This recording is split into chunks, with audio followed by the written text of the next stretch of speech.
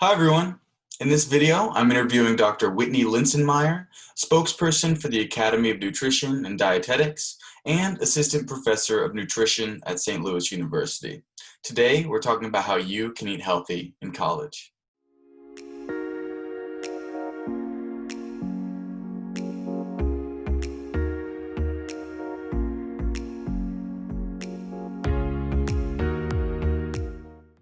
Dr. Linsenmeyer, thanks so much for joining.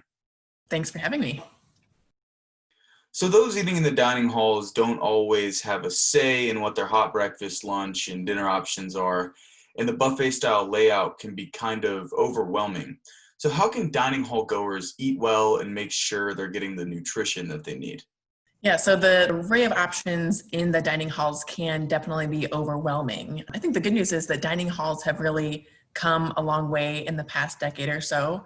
When I was a college freshman, which was about 15 years ago, I remember basically there being one healthy choice, like one little station, and then the rest was, fairly unhealthy options. But now across the country, we're seeing more and more healthy options. So including things like vegetarian and vegan options, representation from different international cuisines, and labeling of options to recognize a lot of common allergens like nuts or dairy.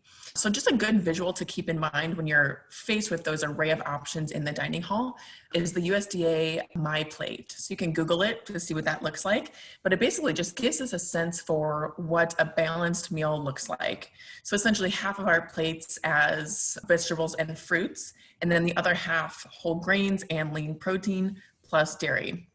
So I actually think sometimes the dining hall can sometimes make healthy eating easier because we typically are going to offer an array of options, and many of those will be, fit within a balanced meal. We just have to do a little bit of legwork to seek those out sometimes. Great. So are there any dining hall foods that students should absolutely avoid?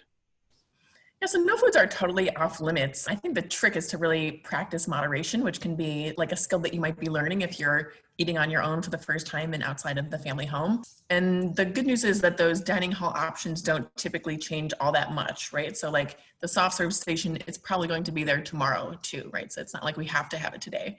So instead of getting that soft serve cone every day, after dinner, think of it as like a once a week treat. Or instead of like loading up on eggs and bacon every single day at breakfast, get the vegetable hash most days and then one piece of bacon on the side.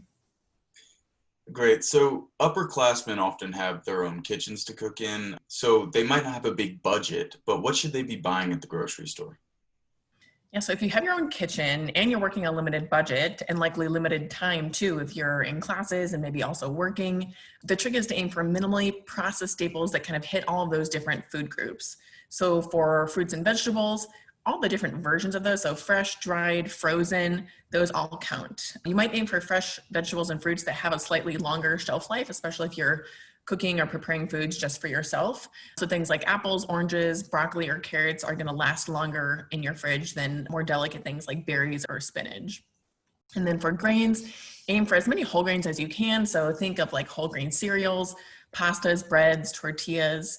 For protein, try and mix it up with different lean protein sources. So animal-based sources, things like chicken or canned fish, and then also plant-based protein sources, things like beans, lentils, or nuts.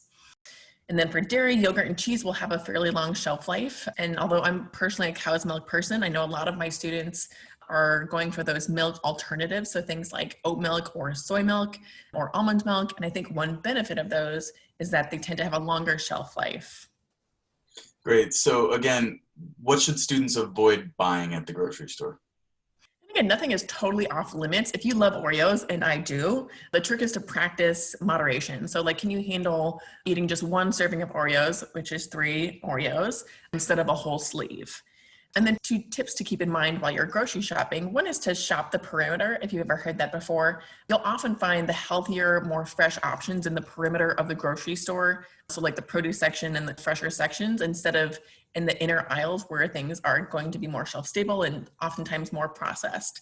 And that's certainly not a hard and fast rule. Things like brown rice and tuna, those are going to be on the inner aisles, right? And then the second tip is to check the ingredient list. And I kind of like the 5 ingredients or less rule of thumb if I'm looking at the ingredients list in a package. So these tend to be less processed with fewer additives versus an ingredient list that reads like a short novel. Great. So before we wrap up here, can you run us through maybe a day full of healthy, affordable meals? Do you have any fun meal suggestions? Sure. So I kind of picture this like if I'm a freshman or sophomore eating on campus in the dining hall. So for breakfast, I might choose scrambled eggs, a veggie hash, a piece of whole grain toast, and a fresh fruit. For lunch, I might go to the stir fry station and go heavy on the vegetables and choose a lean protein, something like shrimp or tofu or chicken with brown rice. For dinner, oftentimes we're seeing more and more of those like the burrito bowl stations. So I could do like a burrito bowl made with brown rice and beans, grilled chicken, the fajita veggies, and then a nice spicy salsa for some big flavor. And then I would add in a soft serve cone because again, I'm practicing moderation. So now's the time to do it. And then for a late night snack, if you like something salty, popcorn is a great go-to option. Popcorn is a whole grain. We just want to choose an option that has minimally added ingredients, so just made with oil and salt versus a lot of the like artificial flavors or butters. Great. Well, thanks, Dr. Linsenmeyer, for joining us today. My pleasure. If you like this video, please give it a thumbs up. And for more interviews like this, please subscribe. Have a great day, everyone.